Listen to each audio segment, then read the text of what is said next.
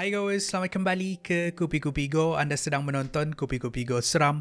Sebelum saya memulakan video pada hari ini, ingin saya war-warkan akan ada sesuatu yang akan menyertai kita di Kupi-Kupi Seram. Kita tengok apa benda tu. Nak tukar mana ni? Badan aku. Asal badan aku macam ni? Korang siapa?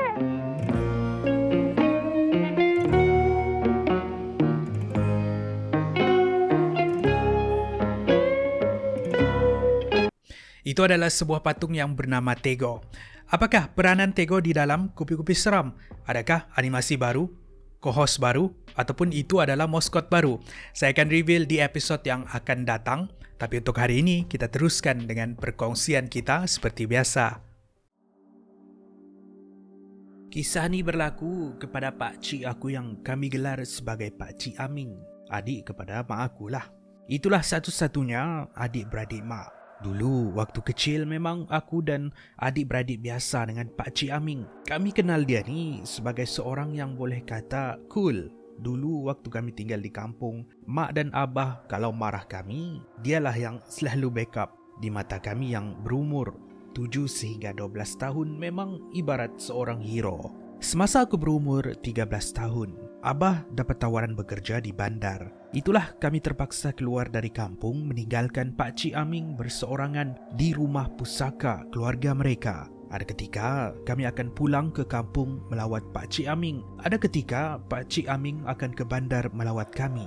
Begitulah hubungan kami di antara Pakcik Aming untuk bertahun-tahun lamanya. Tahun berganti tahun. Biasalah kehidupan kita ni berubah corak. Hubungan di antara mak dan Pakcik Aming tidak rapat seperti dulu. Sebab masing-masing pun dengan urusan kehidupan masing-masing. Mak pula sibuk menguruskan anak-anak yang sedang membesar. Pakcik Aming pula sibuk menguruskan kebun getah peninggalan arwah atuk yang terletak di belakang rumah mereka. Pakcik Aming tidak pernah berkahwin. Dia tinggal berseorangan. Disebabkan masing-masing mereka dengan kehidupan sendiri, mak aku dan Pakcik Aming pun jarang berjumpa, apatah lagi berhubung. Adalah mak telefon dalam 2 ke 3 bulan sekali, tapi setakat tu je lah. Sehinggalah ada satu ketika ni, mak dah lama tak pulang untuk jumpa Pakcik Aming.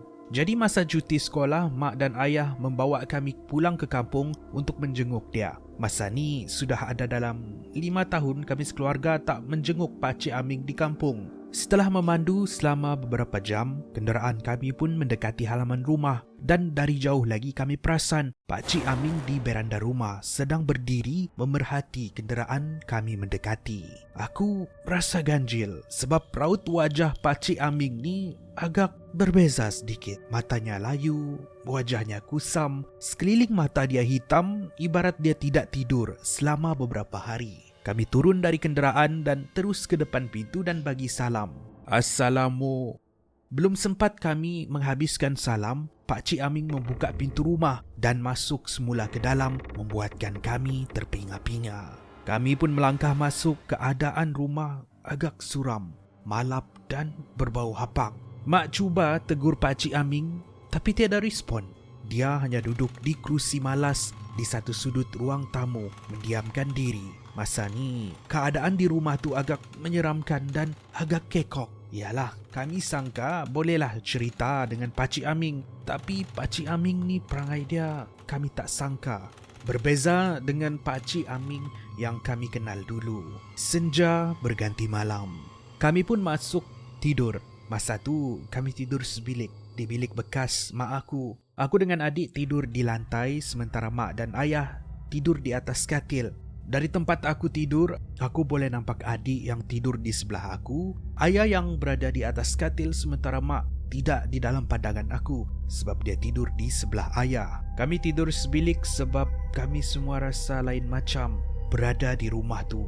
Sekitar pukul 11.30 malam, aku terbangun sebab aku tengah scroll Twitter. Tiba-tiba terdengar kerusi malas di ruang tamu bergerak menandakan Pakcik Aming sedang berada di situ.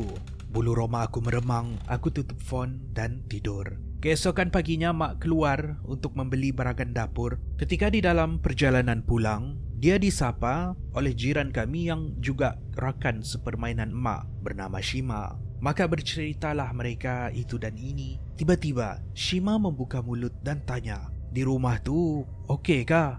Mak aku jawab, "Entahlah Shima, aku tak tahu apa kena dengan Aming tu. Dia tak bercakap sepatah pun sejak semalam lagi." Shima pun ceritakan sesuatu kepada mak, satu kejadian yang dia tidak tahu berlaku 2 bulan lalu. Kata Shima, 2 bulan lalu, sekitar pukul 8 malam, penduduk kampung mendengar jeritan dari kebun getah di belakang rumah Pak Cik Aming.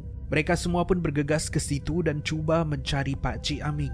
Suara jeritannya kedengaran jelas, tetapi dia tidak dilihat berada di mana-mana, membuatkan orang kampung ke hulu ke hilir mencari. Sehinggalah mereka mendapati dia terjatuh ke sebuah lubang hitam yang gelap, dalam dan tersembunyi. Orang kampung cuba melihat ke dalam lubang tersebut. Ianya sangat gelap, tiada cara lain untuk mereka turun ke bawah. Tapi semangat kekeluargaan orang kampung ni, mereka tekad untuk menyelamatkan Aming. Mereka mengambil tangga yang sangat panjang supaya orang kampung boleh turun ke bawah untuk menyelamatkan Pak Cik Aming. Maka tangga dari batang bambu pun dibuat oleh orang kampung, sebab tiada tangga yang biasa mampu mencapai dasar. Tangga pertama dibuat, diturunkan tetapi tidak sampai ke dasar, memaksa penduduk kampung menambah ketinggian tangga dan menurunkan ia sekali lagi. Cubaan kali kedua barulah tangga tersebut sampai ke dasar lubang. Orang kampung keliru dengan lubang ni. Kenapa ia dalam sekali?